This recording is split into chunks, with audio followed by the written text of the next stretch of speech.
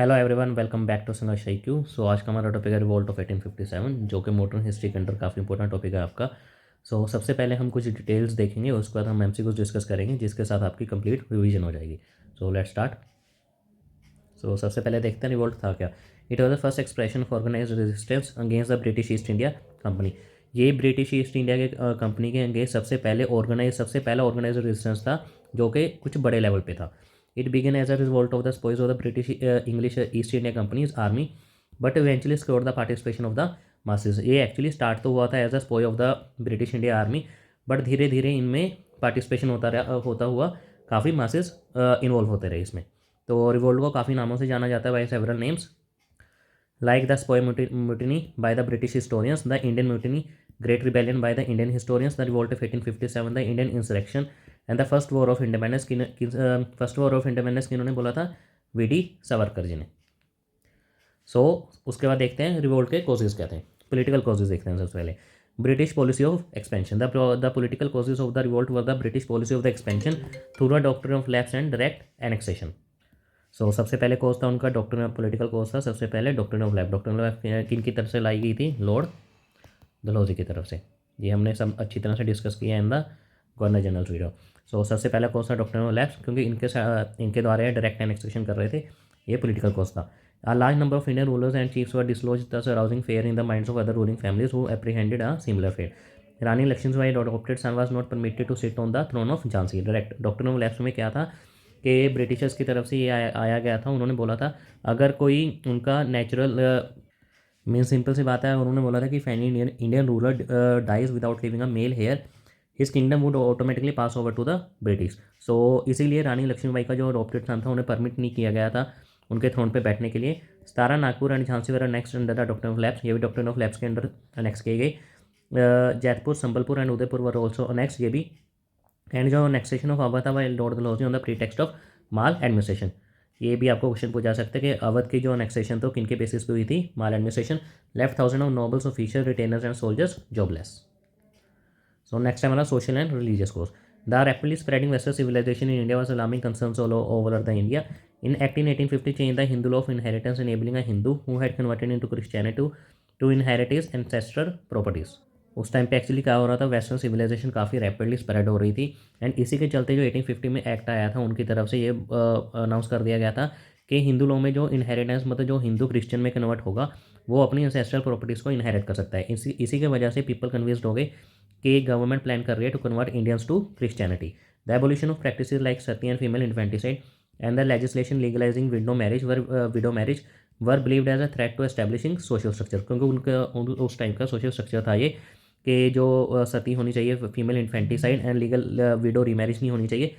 जो इनके अगेंस्ट जो एक्ट्स पास किए गए उनकी वजह से भी सोशल कोज था ये, बिकॉज जो उस टाइम एबोल्यूशन हो रही थी सती एंड फीमेल इन्फेंटिसाइड की, एंड लीगलाइज कर दिया गया था विडो रीमैरिज को, ये इंडियंस ने एज अ थ्रेट लिया to establishing social structure. Introducing western methods of education were directly challenging the orthodoxy of Hindu as well as Muslims. Next है economic cause. In rural areas, peasants and zamindars were infuriated by the heavy taxes on our land and stringent methods of revenue collection followed by the company। काफ़ी high taxes लगाए जा रहे थे and काफ़ी stringent methods थे for the revenue collection। Many among these groups were unable to meet the heavy revenue demands and repay their loans to moneylenders, eventually losing the lands that they had held for generations। काफ़ी जो groups थे वो due to heavy revenue demands का जो loan थे उन्हें repay नहीं कर पाए टू मनी लैंडर्स, तो इन द इवेंचुअली उन्होंने अपनी लैंड खो दी जो कि उनके पास जनरेशन से थी। Large number of sepoys belong to the peasantry class and had family ties in villages, so the grievances of the peasants also affected them. जो मेजर पोर्शन था स्पॉयर का वो बिलोंग करता था peasantry class and family ties in villages, so जो peasants के grievances थे उन्हें भी काफ़ी इफेक्ट किए। After the industrial revolution in England there were as influx of British manufacturing goods in India which industries particularly in the textile industry of India. Industrial revolution जो हुआ था इंग्लैंड, उसके बाद काफ़ी सारे मतलब डंप किए गए ब्रिटिश गुड्स इनटू इंडिया, जिन्होंने जो हमारी डोमेस्टिक इंडस्ट्रीज थी उन्हें पूरी तरह से रिन्यून कर दिया, डिस्ट्रॉय कर दिया। Particularly textile industry, Indian handcraft industries had to compete with cheap machine made goods from Britain, जिसकी वजह से इंडियन हैंडीक्राफ्ट जो इंडस्ट्रीज प्रोडक्ट्स थे उन्हें कम्पीट करना पड़ रहा था with cheap machine made goods from Britain. Next है military causes. The revolt of 1857 began as a sepoy mutiny Indian sepoys found more than 87% of the British troops in India but were consider inferior to British soldier. जो Indian sepoys था वो major portion cover करते थे with 87%, but still consider किए जाते थे inferior to the British soldiers. And Indian sepoy was paid less than European sepoy of the same rank. जो same rank थी, अगर इंडियन स्पाई की भी सेम रैंक है as with the European sepoy, but still Indian sepoy को less pay किया जाता था as compare to European sepoy. They were required to serve in areas far away from their homes. Indian sepoys जो थे उन्हें सर्व करने भेजा जाता था काफ़ी दूर अपने घर के। In 1856 it Lord Canning issued the General Service Enlistment Act which required that the sepoys must be ready to serve even in British land across the. जैसे अभी हमने देखा था कि मतलब उन्होंने सर्व किया, मतलब उन्होंने सर्व करने भेजा जाता था अवे फ्रॉम देयर होम्स। इसी के दौरान 1856 में लॉर्ड कैनिंग के द्वारा एक एक्ट पास किया गया जिसमें उन्होंने मेंशन किया था कि sepoy must be ready to serve even in British land, के ब्रिटिश लैंड में भी सर्व करने के लिए इंडियन स्पाइस को रेडी रहना चाहिए। दैन कुछ इमीडिएट कॉजेज, सबसे पहले हमने देखे कुछ 3 या 4 तरह के political causes, military causes, economic causes. उसके बाद जो इमीडिएट कॉज था इन टू स्टार्ट द रेवोल्यूशन, वो अब हम अभी देखते हैं।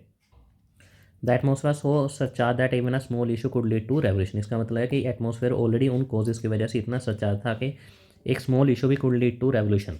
सो सबसे पहले इमीडिएट कॉज था cartridges of the new Enfield rifle which has recently been introduce in the army. उस टाइम पे आर्मी में एक न्यू कार्ट्रिज इंट्रोड्यूस किया गया था of the new Enfield rifle, had a grease paper cover, जिसके ऊपर एक ग्रीस का पेपर कवर होता था, whose end had to be bitten off before the cartridge was loaded into the rifle.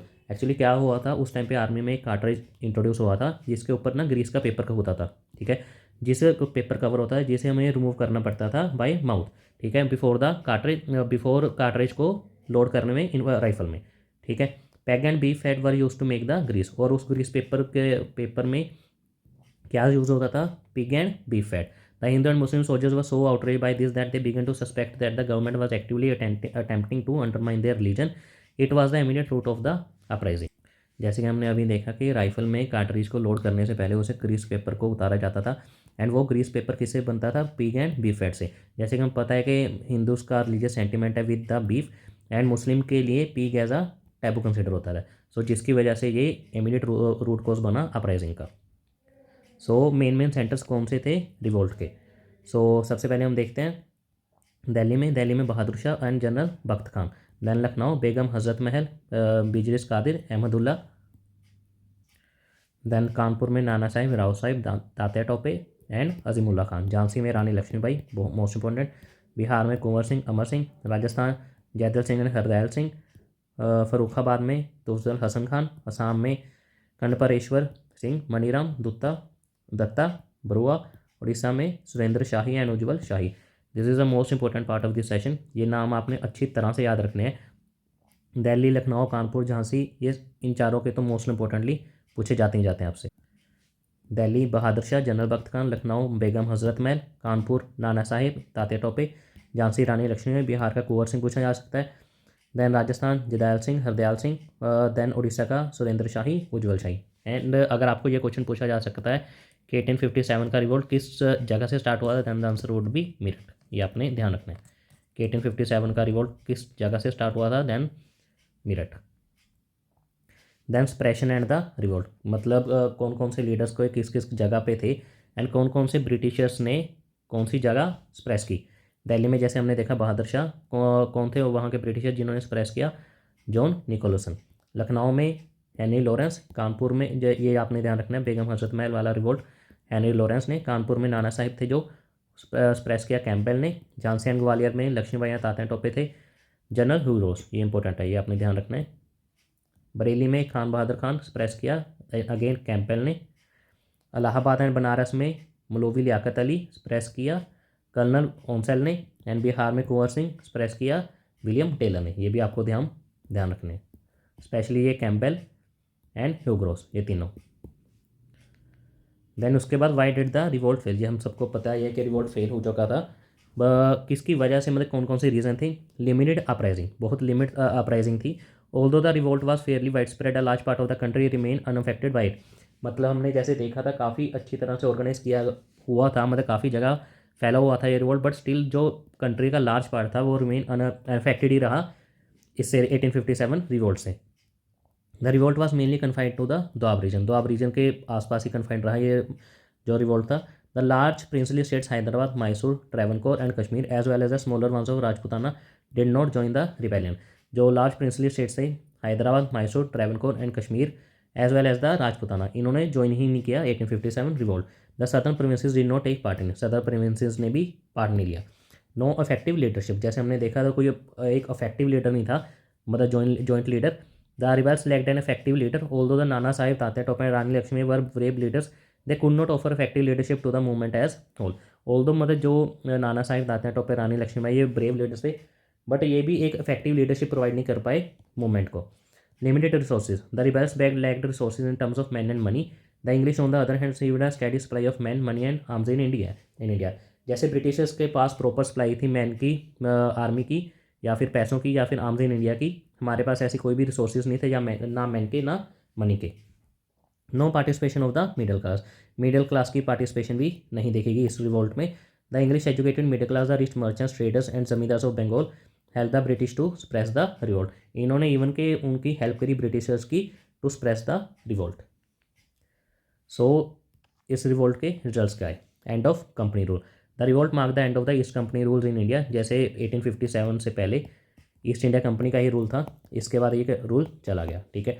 Direct rule of the British crown, India now came under the direct rule of the British crown. East India company से direct British crown का rule आ गया। This was announce by lord Canning at durbar in Allahabad in proclamation issued on 1 November 1858 in the name of the queen. किन की तरफ से announce किया गया ये डिसीजन? लॉर्ड कैनिंग की तरफ से in Allahabad. The Indian administration was taken over by queen Victoria, which in effect meant the British parliament. Religious tolerance, it was promised and due attention was paid to the customs and traditions in India.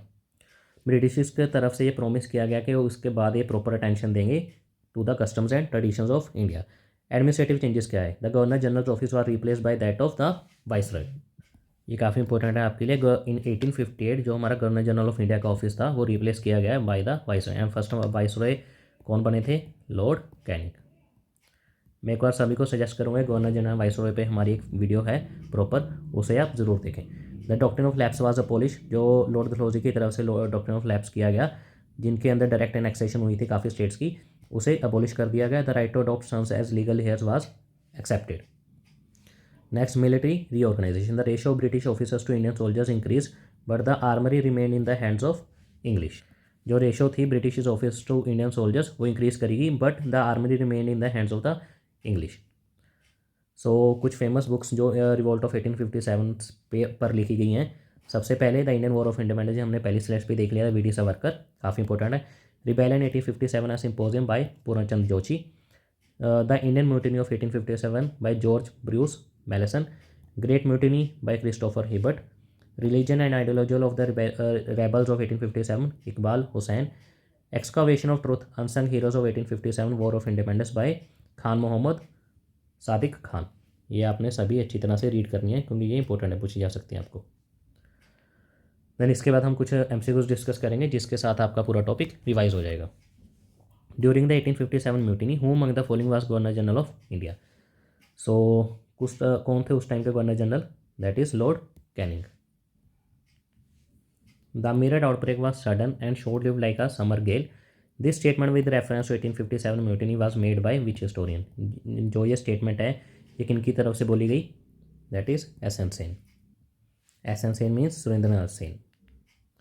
Which among the following reasons was most affected by the revolution of 1857। कौन सा reason था जो most affected था 1857 के revolt से? That is Awadh.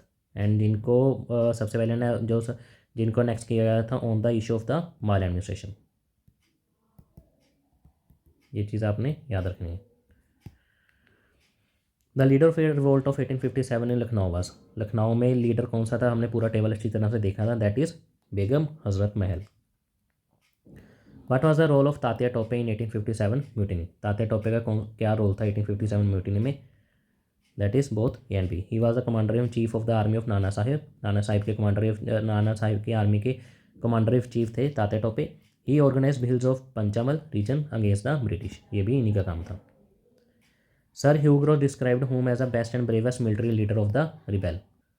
Sir Hugh Rose ने किसे describe किया as a best and the bravest military leader of the rebel? That is Rani Lakshmibai. Who is the author of the book the first Indian war of independence 1857-59? That is Karl Marx. Who among the following British officials suppress the revolt of Jhansi? ये हमने देखा था झांसी का जो revolt था late के जा रहा था रानी लक्ष्मीबाई, किस ब्रिटिश ऑफिशियल ने वहाँ रिवोल्ट सप्रेस किया था? That is Henry Lawrence.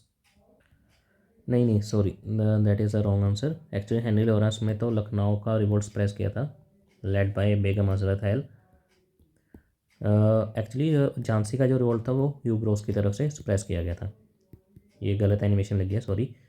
The answer is Hugh Rose. The first war of Indian independence started on? जो फर्स्ट वॉर थी इंडियन इंडिपेंडेंस की कब स्टार्ट की गई थी? That is May 10th 1857 from Meerut. Azimullah Khan was an advisor to? Azimullah Khan किसके advisor थे? That is Nana Sahib के. What was the immediate cause of the revolt of 1857? 1857 का इमीडिएट कॉज था जो हमने देखा था already, that is policy of grease cartridges. The Mangal Pandey incident took place at? जो मंगल पांडे का इंसिडेंट था वो कहाँ किया गया था? That is Barrackpore. And the Barrackpore is in west Bengal. Next है, to which regiment in Mangal Pandey belong?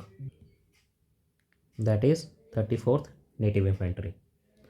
Who among the following was the leader of the revolt during the 1857 at Bareilly? And the answer is Khan Bahadur.